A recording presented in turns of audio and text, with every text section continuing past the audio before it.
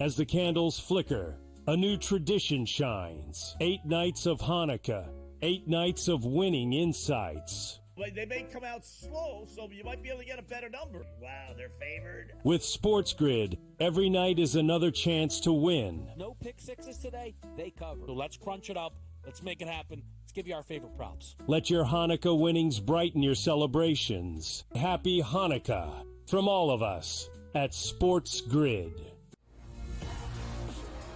How do you find some of this great talent that you've brought in, who are still early in their career, might not have a ton of tape on them yet? I've been around this business, man, for almost 20 years. So a lot of these guys will tell you that I popped into a lot of gyms, sparred, or just worked on the side, or, kind of worked out, just watching.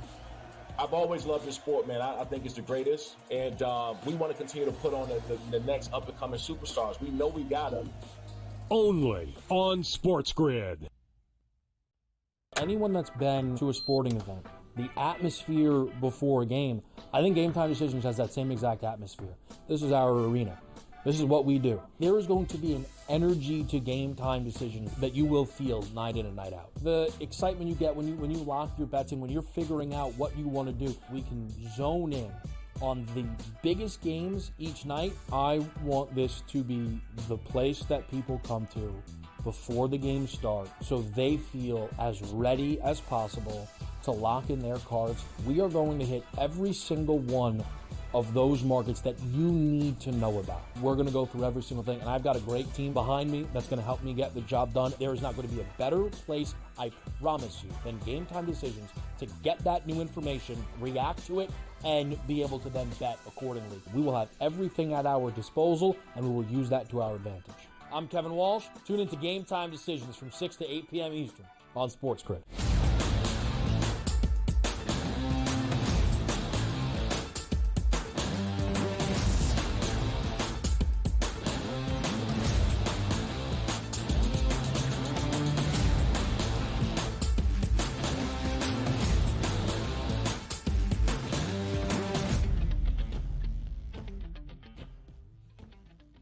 Live right here on the early line, we welcome you to hour number 3 on this Monday. He is DRS. That is Donnie Rightside. I am Ben Stevens. We get you set for the Monday Night Football finale, not only to Week 17, but in the entirety of this 2024 NFL regular season. Our last Monday night game. There is going to be a Monday night game during Super Wild Card Weekend to kick off the postseason. But our last Monday night game of the regular season tonight between the Lions and the 49ers, a rematch of last year's NFC Championship game that doesn't really have all that much hype and excitement behind it. We'll explain why and what it actually means in just a matter of moments. We'll talk to the doc, the pro football doc, Dr. David Chao, in just a little bit for his assessment and insight on the injuries around the NFL, what it means for the rest of the regular season and into the playoffs. And TV Tom Vecchio, the prop perspective for an interesting handicap for Monday Night Football in Santa Clara. All of that, DRS, in this final hour up until 11 a.m. Eastern. Yeah, these are the tough games to handicap, but also the most fun games to handicap because you're playing outside the X's and O's and trying to figure out what these coaches are going to do. From one perspective on Detroit, how long do they play their starters? Do they play all the way through? Because if they do play all the way through with their starters, they are going to absolutely Hulk smash the San Francisco 49ers. But from a 49ers perspective, and also Brock Purdy, I am hours away, it feels like, from the biggest Powerball payday I'm ever going to get. I just hope I don't get, decapitated in the pocket in this game because my team is down so many starters and I can't operate the way I want to. So that's the struggle that we're going to have tonight. I do have one way, which we've already talked about there with Jahmyr Gibbs. We'll go over that a little bit later, try to play this because if I can factor on one thing making sense, you can't burn your best player a week before your biggest game. That's my handicap, Ben. That's it. I agree, Donnie. But that's where it gets really interesting. We could be dead wrong, right? We have said that Detroit doesn't really need this game.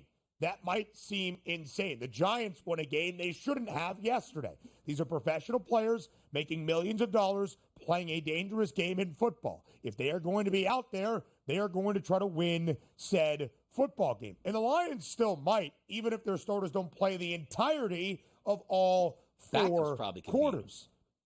I would agree. That's where things are for San Francisco. They don't have motivation left. They've already been eliminated from playoff contention. What exactly are they striving toward at this point? That is another part of the handicap and the motivation.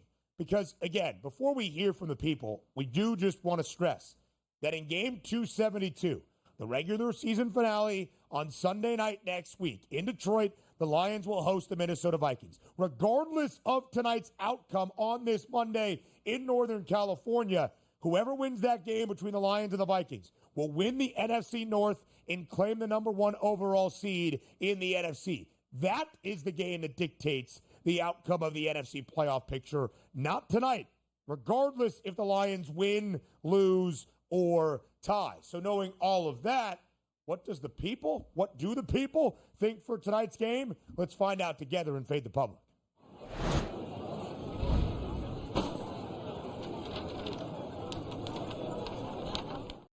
A lot of people still thinking the Lions are going to play all of their starters and absolutely hammer San Francisco. What is the best bet for Monday Night Football? At SportsGrid on Twitter, is it the Lions as more than a field goal favorite on the road? The Niners as a home underdog. A high total, by the way, 50 and a hook, over or under. Donnie, 53% of the public backing Detroit, thinking the Lions win this game comfortably, easily cover as a 3.5 point favorite. Are you fading the public? Yes and no, because I didn't vote on that side, because I'm conflicted on what we're actually going to get. Maybe different ways to bet this game, to take a Lions first half, but I wouldn't be taking the Lions full game -3.5, knowing that we could see more of a preseason type game in the second half, but not necessarily a preseason type effort from San Francisco with Kyle Shanahan, who probably wants to say, you know what, Brock Purdy is my guy for next year. He'll spin it a little bit here. We'll have some good improvement on offense, and away we go. So I don't want anything to do with the side. I didn't vote that way, but I did take under 50 and a half because I don't know why the game plan for San Francisco would be, let's whip it all around the yard 40 times and see what Brock Purdy can do. You know what he can do. You just don't want to have a bad football game. You certainly don't want him to get injured by dropping back 45 times in a meaningless football game. And on the same way, the opposite side, Ben Johnson is one of the best play callers in the NFL, if not the best, can be argued. Yeah. Is he putting out all his, hey, guys, we saved all this up for this late in the season. Forget about the important game next week. Let's throw all the crazy looks like we saw last week where let's stumble around and throw touchdown passes and do all that fun stuff. I think you're more of a vanilla game plan tonight. So for my money, it should stay under 50 because that means you probably pulled your starters if you played them by the half and you go ultra vanilla. Ben, when you watch preseason football, right, second half of the game, starters got some work in. Let's just put some film on tape. Let's see how the offensive line blocks. No blitzes, no crazy plays. Let's run the football and keep the clock going. Like, I actually think the under 50.5 makes a lot of sense if this game plays out as more of a preseason look in the second half. Yeah. It's how I bet it as well, or it's how I voted as well in the Fade the Public poll, under 50 and a hook. Don't love the Niners, even if we don't think the Lions are going to play the entirety of the game, getting more than a field goal at home. San Francisco has been an atrocious underdog this year, despite only being booked as a dog twice. If we get news that Detroit is only going to play their starters a half, or we get news at 2 p.m. this afternoon, the Lions are sitting everybody out, it's not going to be more than a field goal in favor of Detroit. But there is a danger, Donnie, I think, in betting the side tonight, based on being wrong, whichever way you think this game is going to play out. We might be dead wrong. Dan Campbell might say, I'm done listening to these talking heads. We're playing everybody. We are treating this game like any other regular season matchup. We are going to go out there and win it. And if that's the case, I would lean Lions, laying 3.5. Or he might say, listen, I'm going to be a little bit close to the vest here. Maybe, who knows? I'm going to be a little bit coy, right? Teddy Bridgewater, Yeah, exactly. Hendon Hooker, who knows? I'm going to be a little bit coy. I might play my starters for a little bit, but then sit them out. I don't necessarily know. I think the best way to bet this game, and we'll talk to TV Tom Vecchio in just a little bit, is that prop perspective. And Donnie, we have been talking about it all throughout the commercial break, trying to get in on the number. Under 18.5 rush attempts for Jahmyr Gibbs. Under 94.5 rushing yards for Jahmyr Gibbs. If he plays the entirety of this game, I would be surprised, or at least the entirety of the game, with the onus on him carrying the load. So I would actually bet the under of his props tonight. It's the only way you can approach this game, and I think it's the sound way to do it, because the only reason why I didn't bet the under 94, which I think is a great bet, by the way, because he does have some electricity where he can bust that 30 or 40-yard run in the first quarter. It's like, hey, he actually had 111 at the break, which, again, I don't think is going to happen. It's just an extreme circumstance. But you're right, Ben.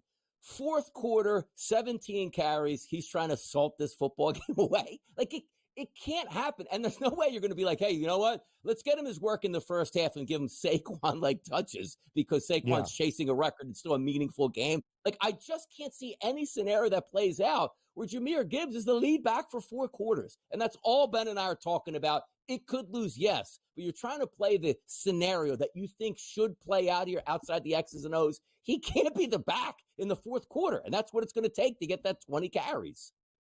250.5 is the number for Jared Goff. I would also lean under that as well if we are following a similar thought.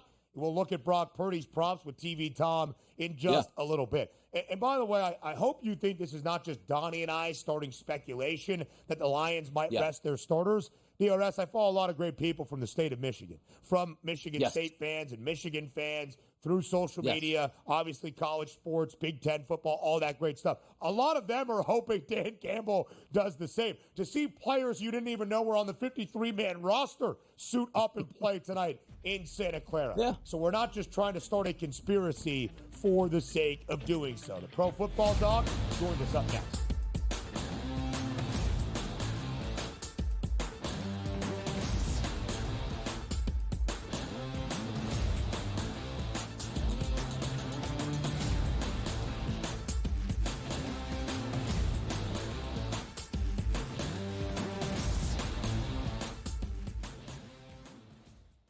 As the candles flicker, a new tradition shines. 8 nights of Hanukkah, 8 nights of winning insights.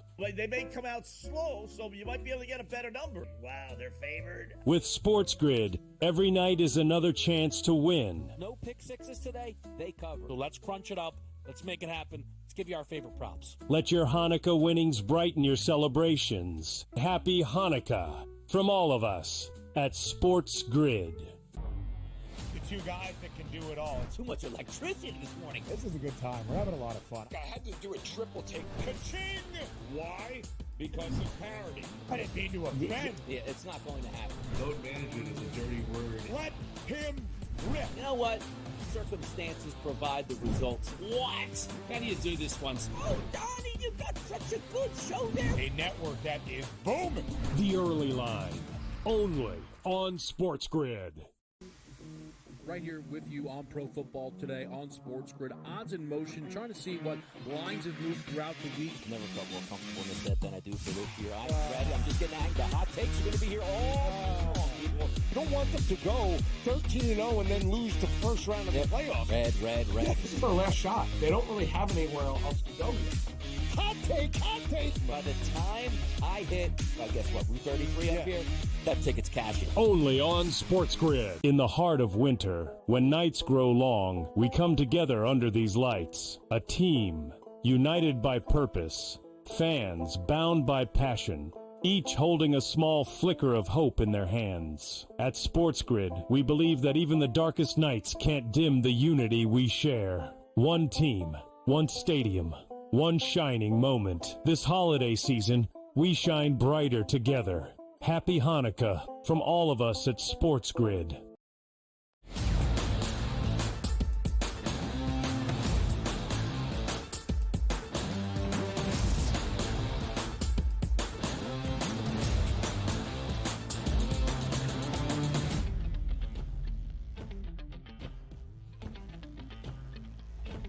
Live right here on this Monday on the Early Line on SportsGrid as we near the end of Week 17 and the end of the National Football League regular season with our finales next weekend.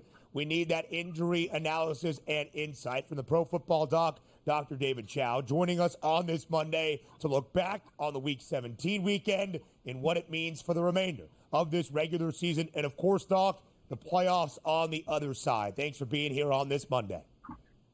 Thanks for having me. I'm obviously on vacation here with the family, and the Six Score team might send me here more often. They were a perfect 12-0 on spreads and totals on Sunday in the NFL. We love that, Doc. We love that. Let's stay hot. Let's stay hot even with the snow outside. As we look at some of the significant injuries, Doc, from yesterday's Sunday slate, a big win for the Minnesota Vikings, 27-25 over the Green Bay Packers, but an injury to Aaron Jones in his first year with the Vikings, an injured quad. What do you think his status is going to be, Dr. Chao, for, of course, the monumental matchup in Detroit to end out the regular season next Sunday that will decide the NFC North and the number 1 seed? I think he'll be there. It was a quad contusion, a direct blow, and the medical staff will get him going with early rehab, and there are ways to deal with it. I don't see how he doesn't play. Now, will he be 95% Aaron Jones or 99% Aaron Jones is the question, but I do see him playing in that huge matchup.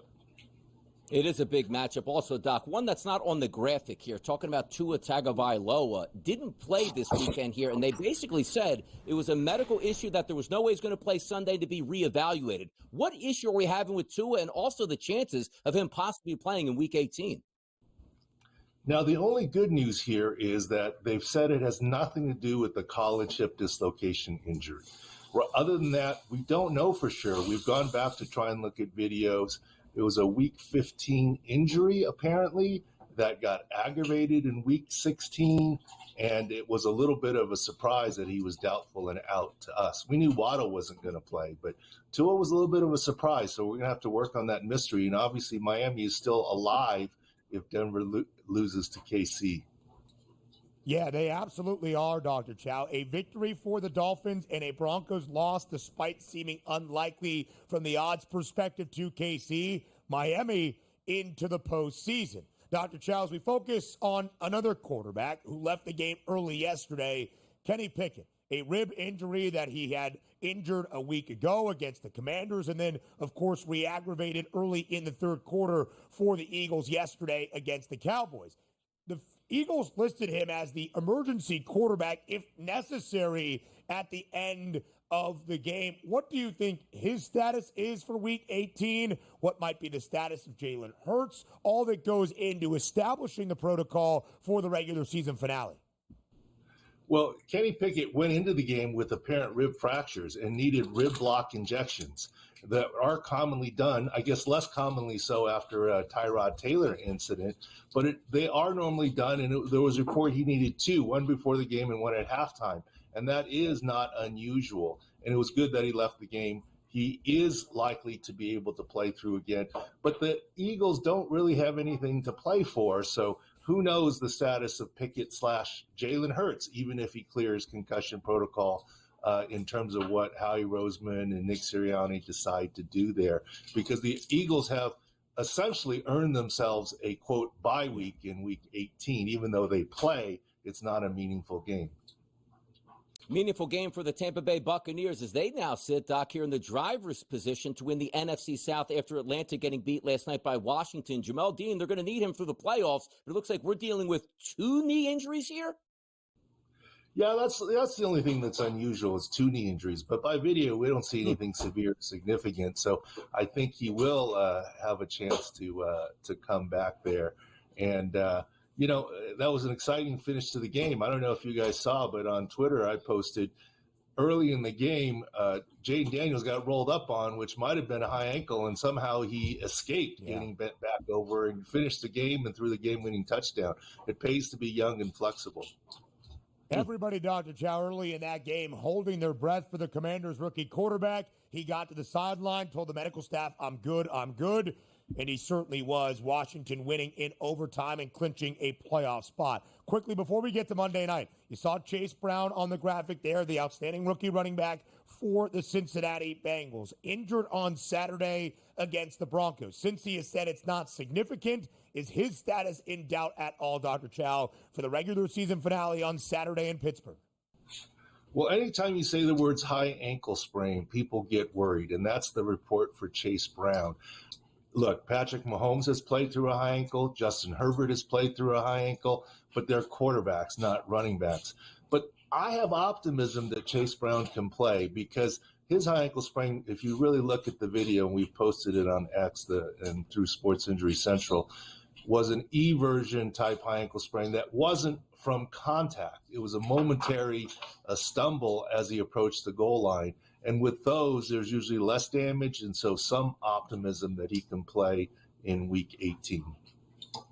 You guys got to head over to SixScore.com. The boys are on fire over there, which means another game tonight on Monday Night Football for the Detroit Lions and the San Francisco 49ers. Just heading at the game views myself. It looks like both teams relatively healthy with the starters coming in. Now, granted, both of these teams are quite beat up. Any injuries to look forward to tonight, Doc, on some analysis there?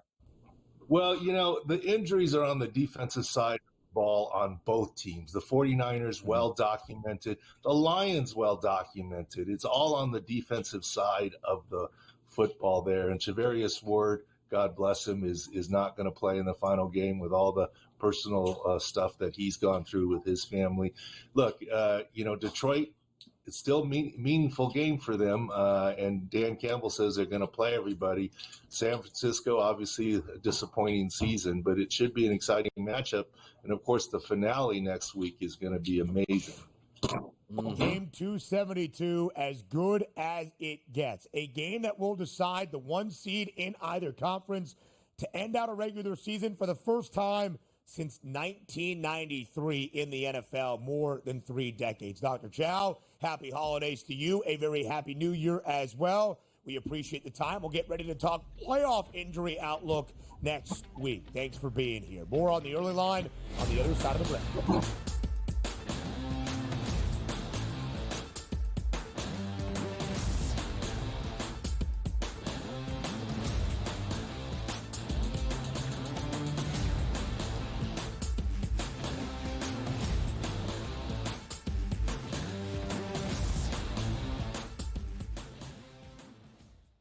As the candles flicker, a new tradition shines. 8 nights of Hanukkah, 8 nights of winning insights. They may come out slow, so you might be able to get a better number. Wow, they're favored. With SportsGrid, every night is another chance to win. No pick sixes today, they cover. So let's crunch it up. Let's make it happen. Let's give you our favorite props. Let your Hanukkah winnings brighten your celebrations. Happy Hanukkah from all of us at SportsGrid. Two guys that can do it all. Too much electricity this morning. This is a good time. We're having a lot of fun. I had to do a triple take. Ka-ching! Why? Because of parity. I didn't mean to offend. Yeah, it's not going to happen. Load management is a dirty word. Let him rip. You know what? Circumstances provide the results. What? How do you do this one? Oh, Donnie, you got such a good show there. A network that is booming.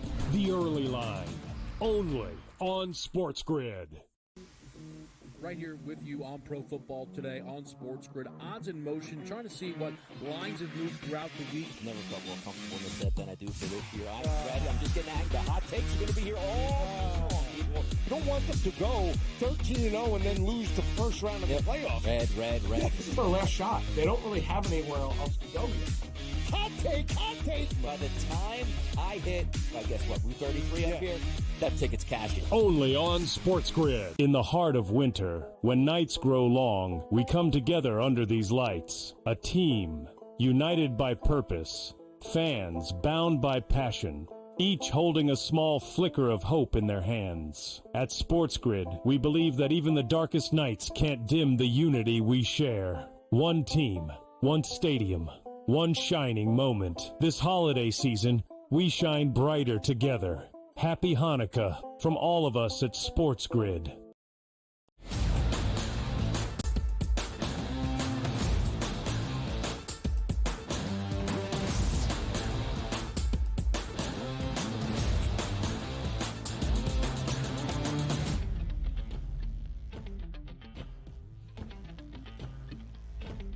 Only one college football bowl game on this Monday, but it should be a good one in the Music City. That's Nashville. It's the Music City Bowl between 2 power conference programs. An 8-win football team hailing for the Big Ten That's the Iowa Hawkeyes, a 9-win football team from the Southeastern Conference. That is Missouri. We are going to see a lot of significant players play in the Music City Bowl, DRS, on this Monday afternoon. Not Caleb Johnson. He's headed to the NFL draft. He was Iowa's star this year offensively, the nation's second leading rusher throughout the regular season. Not Luther Burden III, who is Missouri's top target, but Brady Cook is going to play. That's the quarterback for Mizzou. Theo Weiss, who is also an outstanding wideout, set to play for the Tigers as well. And many of those key contributors defensively will be there for the Hawks, including unanimous All-American linebacker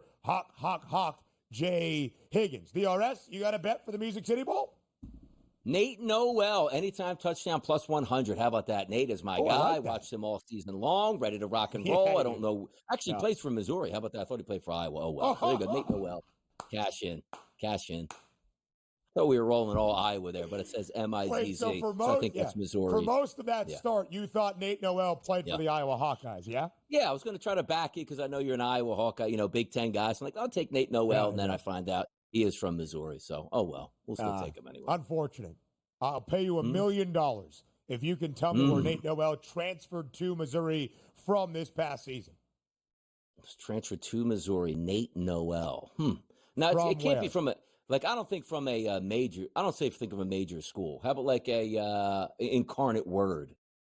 Incorrect. We were looking for Appalachian State. App State was the answer for Nate Noel. Not a major school, Group of 5 program in the Sun Belt, but of course one that is very well known. Does he play? In running back.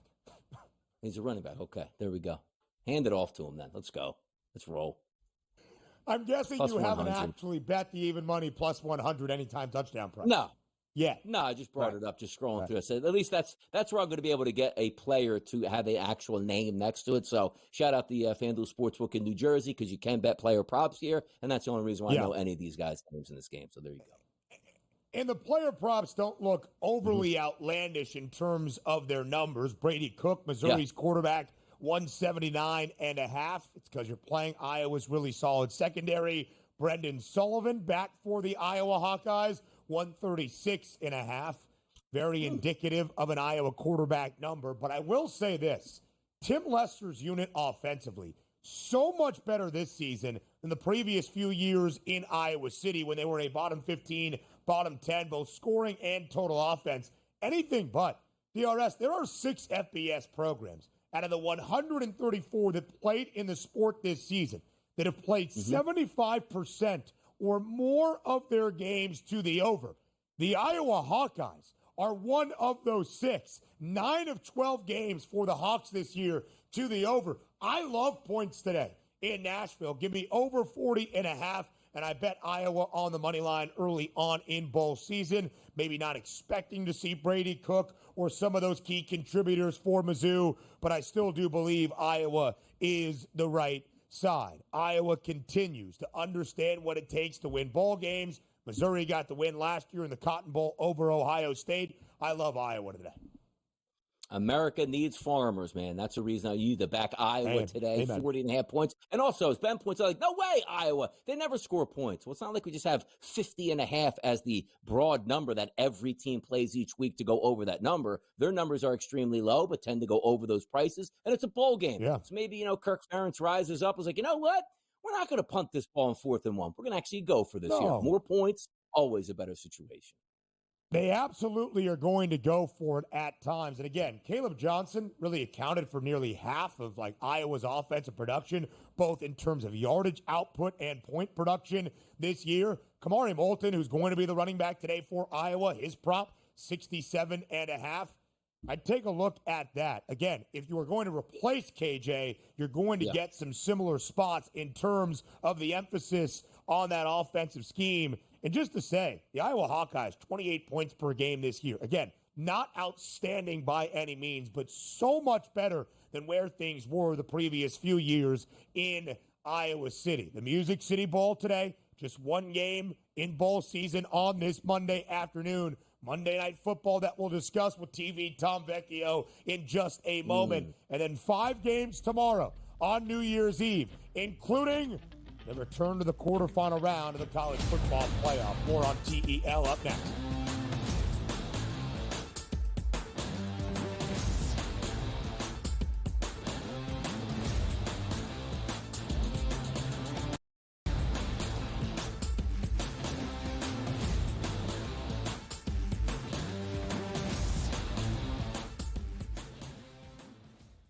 In the heart of winter, when nights grow long, we come together under these lights. A team, united by purpose. Fans bound by passion. Each holding a small flicker of hope in their hands. At SportsGrid, we believe that even the darkest nights can't dim the unity we share. One team, one stadium, one shining moment. This holiday season, we shine brighter together. Happy Hanukkah from all of us at SportsGrid. Two guys that can do it all. Too much electricity this morning. This is a good time. We're having a lot of fun. I had to do a triple take. Ka-ching! Why? Because of parity. I didn't mean to offend. Yeah, it's not going to happen. Load management is a dirty word. Let him rip. You know what? Circumstances provide the results. What? How do you do this one? Oh, Donnie, you got such a good show there. A network that is booming. The Early Line, only on SportsGrid. Your gut says Miami is going to win, and you should take the over. Your gut also said your NFT selfies would only go up in value. They didn't. But your head is on SportsGrid and knows the QB is in concussion protocol. The backup has a 45 QBR against the zone coverage. The New York D has the most sacks in the league. So yeah, trust your head. It's smarter to be on SportsGrid.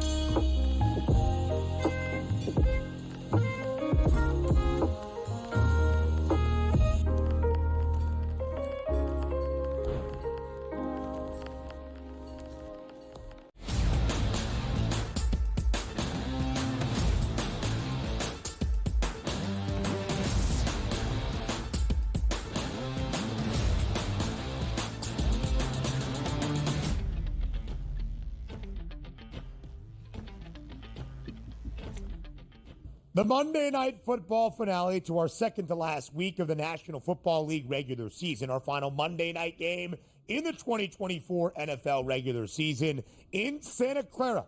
A rematch of last year's NFC Championship game between the San Francisco 49ers and the Detroit Lions. As we get you set for this Monday night, we welcome on TV Tom Vecchio of SportsGrid to help us understand from a mentality and stakes standpoint what we might see on this Monday. Tom, as always, we appreciate the time. Thanks for being here. Of course, thanks for having me. Like you said, last Monday night game of the season, things have changed since the beginning of yesterday in terms of motivation, what these teams are playing for. We know what the Lions are set for next week against the Vikings. I am ready to roll. So regardless of tonight's outcome, as Detroit is a 3.5-point favorite against San Francisco in Santa Clara with a total of 50.5, the Lions' season will be defined by next Sunday's game to end out the regular season at home, hosting the Vikings in a matchup of two teams that might have 14 wins, but at bare minimum 27. That game next week, Vecchio, between Detroit and Minnesota, determines who wins the NFC North and who will claim the number one overall seed in the NFC. Tonight, win, lose, or draw for Detroit doesn't really impact that whatsoever. So having an understanding of what is actually on the line, how do you approach the odds, seeing the Lions as more than a field goal favorite? Well, yesterday, when I was getting set for this game around kickoff of 1 p.m., I was texting producer Joe Freeze about what I liked today.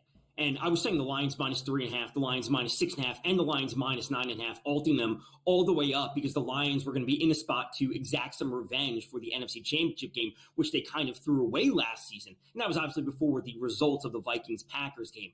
I want to still believe that. I want to still believe that the Lions go out there and take care of business, as we saw earlier this season when they did so against the Cowboys, they ran up that score 47-9, obviously dating back to last season when we had that little issue where the Cowboys, they won that game because the Lions, they didn't have the offensive lineman. He reported, he didn't report it, and the Lions came in with that loss, and they lost home field advantage going back to last season, and they would have had that home game last year. So I want to roll this all together and believe that the Lions and Dan Campbell come out and still take care of business. Despite this being a quote-unquote meaningless game, the Lions come out and drop 31 points, and they win this game 31-20 or so. I think that puts us right at that 50.5 number, and the Lions come away at -9.5. Yeah, if this game meant something where Detroit needed this to actually win for next week, I do believe that they would put them on skates, and there's no way that 3.5 line would be out there. It probably would be, Tom, at 9.5 at this point. We'll see how it plays out. But the one thing we do know, starters are expected to play in this game. And if we're looking at Brock Purdy and Jared Goff, the two quarterbacks here, Brock Purdy, 255.5 is this number. Jared Goff at 250.5. Passing props here for touchdowns, to throw 2 touchdowns or more for Jared Goff, -192. Brock Purdy over 1.5 at -114. How are we playing the quarterbacks, Tom, in this game? It's got to be Purdy. And, this stems from the fact that I do think the Lions will be out in front. Purdy's line over 255.5. I certainly like. Over the last 4 weeks, we've seen the Lions defense obviously be hit with the injuries. The defense is allowing 289 passing yards per game, 334 from Caleb Williams, 362 from Josh Allen, et cetera, et cetera. I also want to roll in the fact that, again, we're the final 2 weeks of the season. Purdy's coming up on a contract extension. That's like one of the big storylines for the 49ers. Why not go out there and put up some good tape in the final few weeks of the season, right? It's a meaningless game for both teams. Like, that's just a fact. But him going out there and slinging the ball against a defense that is just factually weaker compared to where we saw earlier in the season, Purdy pushing over this number in a losing effort, I think is very realistic tonight. So I will take the recent trends with the Lions defense being bad and Purdy going out there and putting up some good tape in the final 2 weeks of the season, just as we saw last week against the Dolphins. Not just struggling production-wise for Detroit defensively, but of course, very significant injuries on that side of the football as well. And in the running back room for both teams, David Montgomery maybe out for the remainder of this year. Christian McCaffrey, Jordan Mason, the list goes on and on for San Francisco. So the matchup tonight at the running back spot, Jahmyr Gibbs for Detroit, Isaac Guerrero expected to return for San Francisco. How do you approach the backs in this spot on Monday night?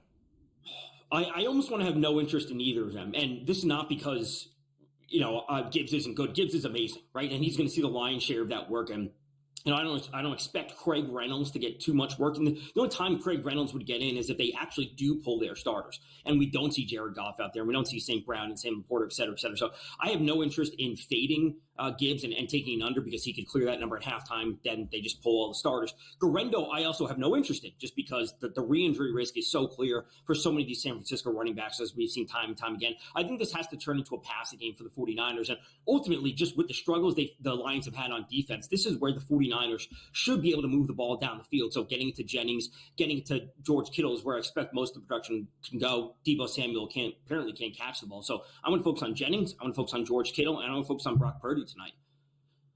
Yeah, there are some interesting angles to play, too, because it's one of those games where if you get a clean slate all the way through, I think you're going to have numbers. You're going to be very happy with some of the way these turn out, whether it's touchdown props or yardage props. But there's nothing worse than saying, I'm going to take Amon-Ra St. Brown to go over 72.5, and he has 68 at the half. You're like, man, this guy's going to clear 100 easy, probably multiple touchdowns, and him not coming out for the second half. So approaching this game, even if we're looking at it from a more perspective of a wide receiver or two that you like tonight, Tom, is this one of those games where you watch it all the way through, or is it more meaningful to you that you maybe exercise those rights in the first half as opposed to the full game in this one, not knowing if those starters will play into the late third quarter and fourth quarter?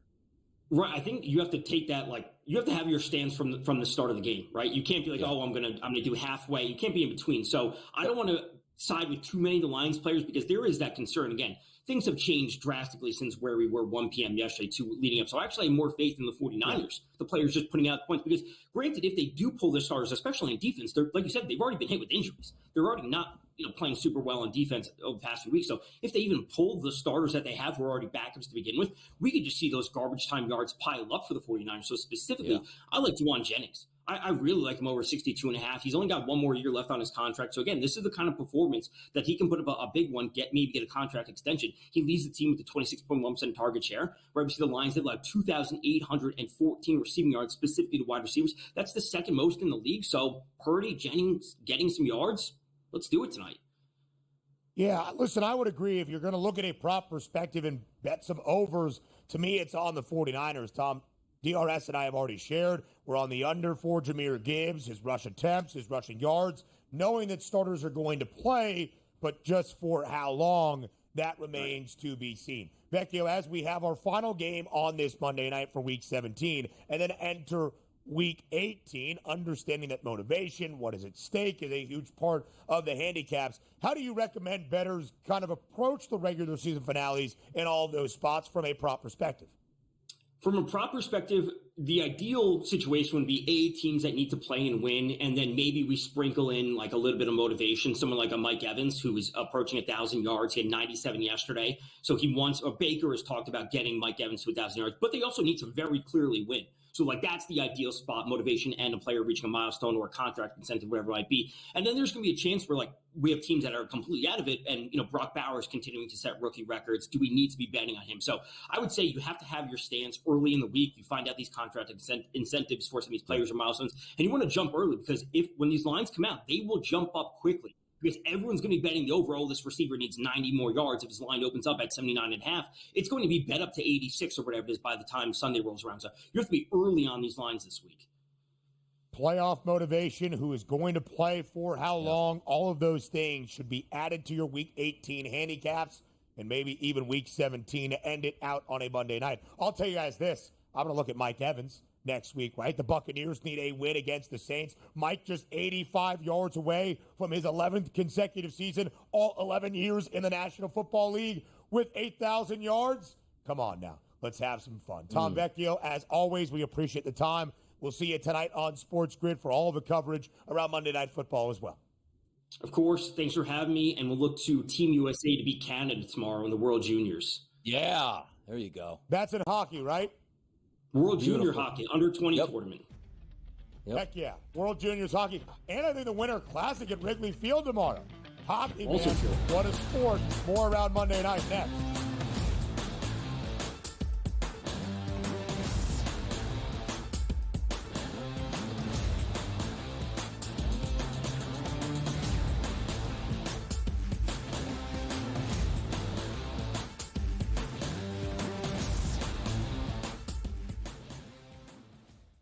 Anyone that's been to a sporting event, the atmosphere before a game, I think Game Time Decisions has that same exact atmosphere. This is our arena.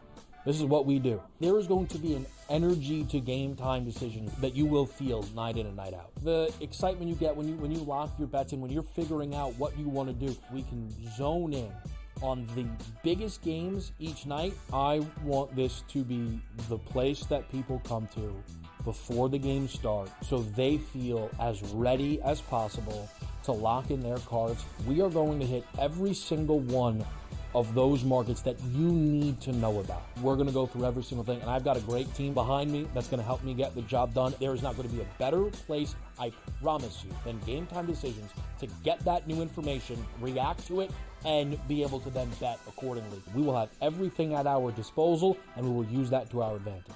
I'm Kevin Walsh. Tune into Game Time Decisions from 6 to 8 p.m. Eastern on SportsGrid.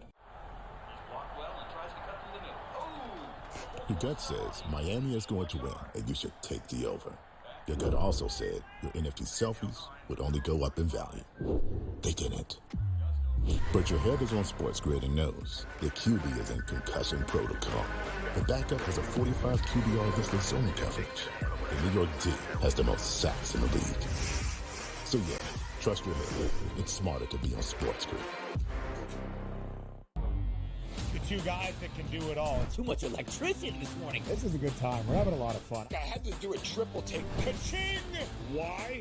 Because of parity. I didn't mean to offend. Yeah, it's not going to happen. Load management is a dirty word. Let him rip. You know what? Circumstances provide the results. What? How do you do this one? Oh, Donnie, you got such a good show there. A network that is booming. The Early Line, only on SportsGrid.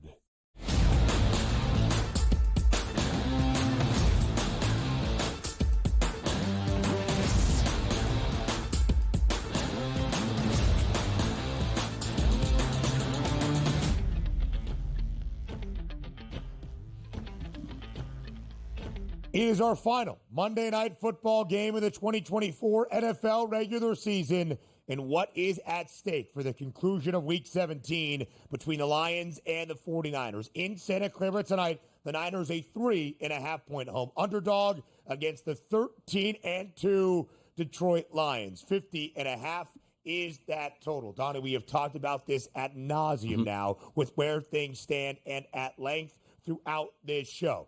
This game does not actually matter for Detroit. Wins are wins in the National Football League, and they are never easy to come by. And these guys are professionals that always want to win. But the outcome of tonight's game has no impact on the Lions winning the NFC North or being the number 1 overall seed in the NFC. The only game that really matters is next week. Game 272, the true regular season finale all around the NFL in the Motor City, the Lions and the Vikings in a Week 18 game as good as you will ever see. But it's not Week 18 just yet. So what are the Lions going to do here against the Niners in Week 17? That's the big question mark. But let's just go back on a little bit of history tour here, Ben. And I just need to go back to last year, Week 18, my Philadelphia Eagles. Not playing so great to end the season. They could have actually improved their standing, I believe, by maybe a seed line if they had beat the New York Giants at Giants or MetLife Stadium last year in the final week of the season. But the springboard really was what they were telling us. Like, you know what? We're going to get right here. Even if we have to play our starters a quarter, 2 quarters, 3 quarters here, let's get right before we head into the playoffs. They probably played their worst football game of the year. Jalen Hurts on his throwing hand dislocated his middle finger. Fantastic. And A.J. Brown was lost for the season with a knee injury in that game. And, oh, yeah, Sidney Brown also blew his knee out in that as a key special teamer. Then the Eagles went into the playoffs and got absolutely destroyed by Tampa Bay. I'm not saying this is going to happen for Detroit, but let's play this out where we are talking about the Niners as not a good football team, which they aren't, which the Giants were a horrendous football team last year. Let's just say they do play the first half, Ben. Nobody really gets injured, but they don't play well. Does that mean that Dan Quinn's like, you know what, we got to get a couple good drives in here and then possibility of injury in the second half? Do you see how I'm playing this out? I am not a Detroit Lions fan by any mark, but when I see things like, boy, I don't think you're doing this, and you're going to play with fire tonight. Let's just see, Ben, they play the entire football game, play well, put up 42 points, and win 42-7. You still had your football team play a complete game and then have to play their biggest game of the season when also remind yourself that yesterday Minnesota played, got their star running back banged up in that football game, but they needed to win it here. They played all of their starters, hard minutes, all the way through that football game. Do you know what's better for your football team tonight? To say, you know what?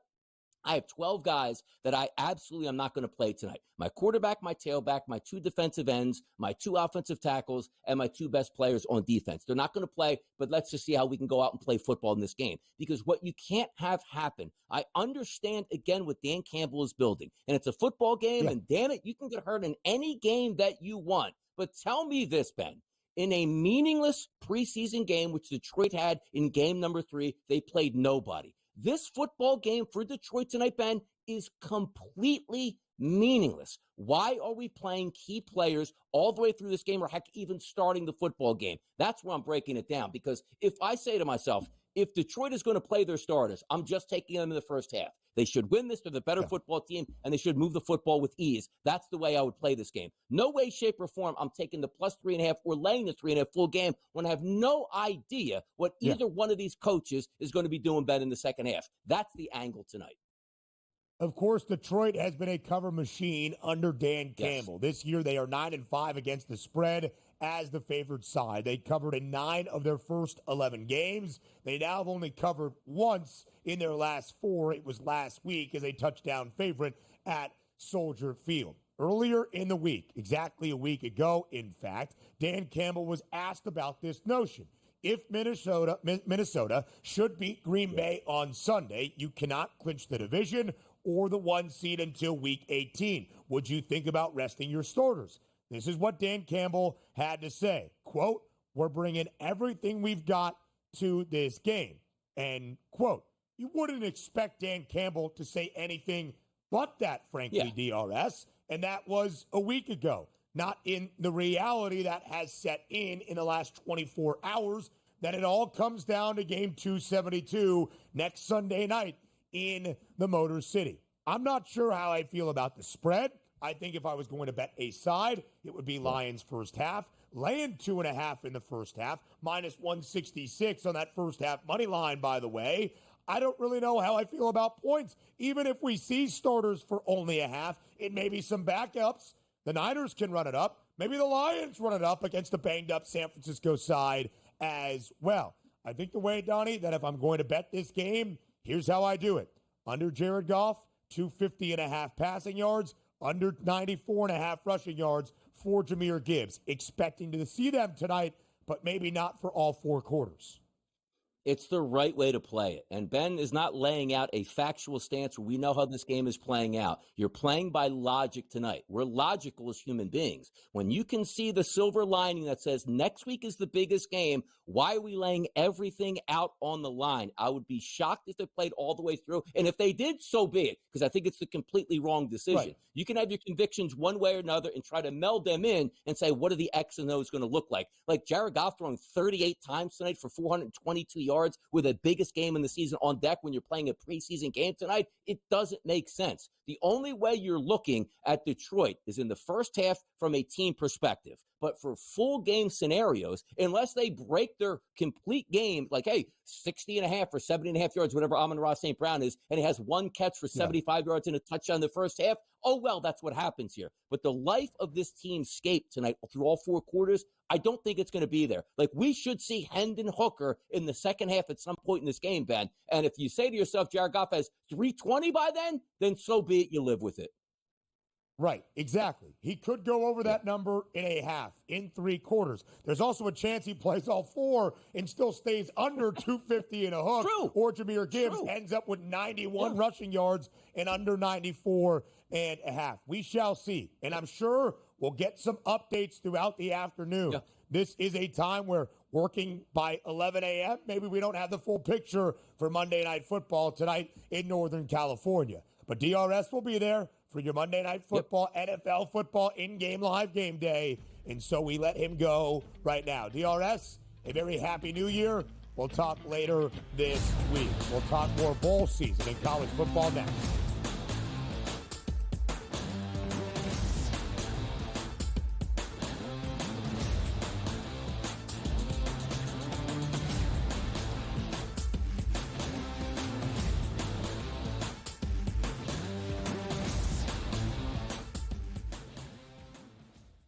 As the candles flicker, a new tradition shines. 8 nights of Hanukkah, 8 nights of winning insights.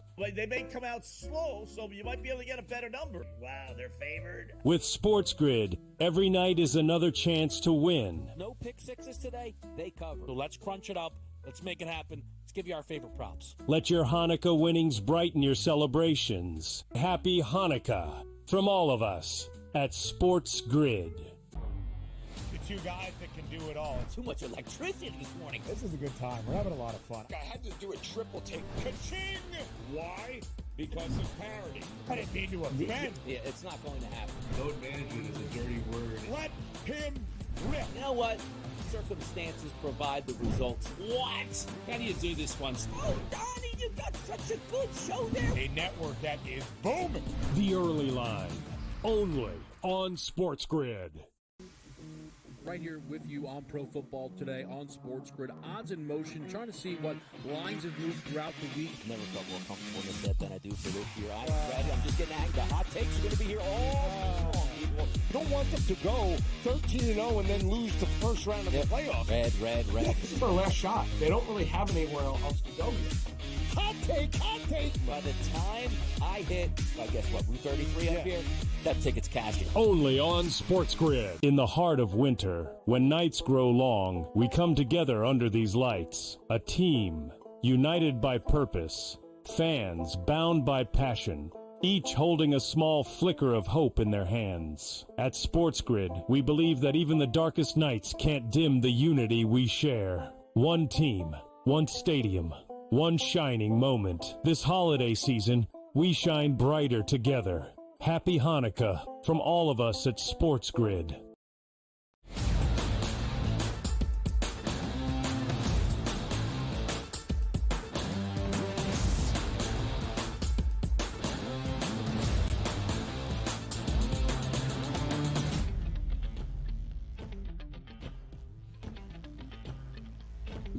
We welcome you back to close out the early line on this Monday morning right here live on the Sports Grid Network. We are now just 1 day away from the quarterfinal round in a college football playoff. New Year's Eve to end out 2024 tomorrow night in primetime.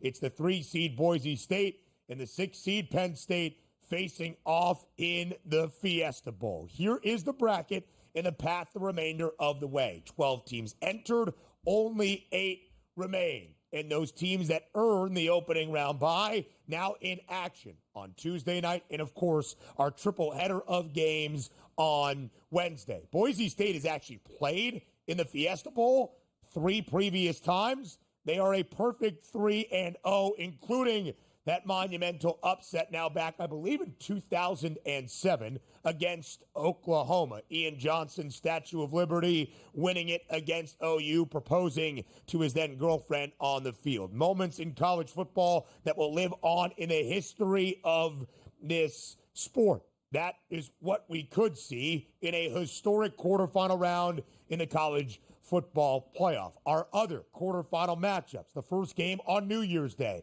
to kick off 2025. Peach Bowl in Atlanta. It's the 4-seed Arizona State, the champions of the Big 12, taking on the top at-large team in Texas, the 5-seed in the bracket. That spread, lofty as well. Boise State, 11.5-point dog against Penn State. Arizona State now a 12.5-point underdog against Texas. Those are double-digit spreads before we get to the heavyweight bouts in our final 2 games of the triple header on Wednesday. The granddaddy of them all, under the San Gabriel Mountains in Pasadena, California. It's the Rose Bowl between the 1-seed Oregon, the only undefeated FBS program for the entirety of this season, taking on the 8-seed Ohio State in the rematch of a game we saw in early October out in Autzen Stadium in Eugene. Will Howard slide just a tad too late? Oregon holds on for the 32-31 victory over the Buckeyes. A rematch we anticipated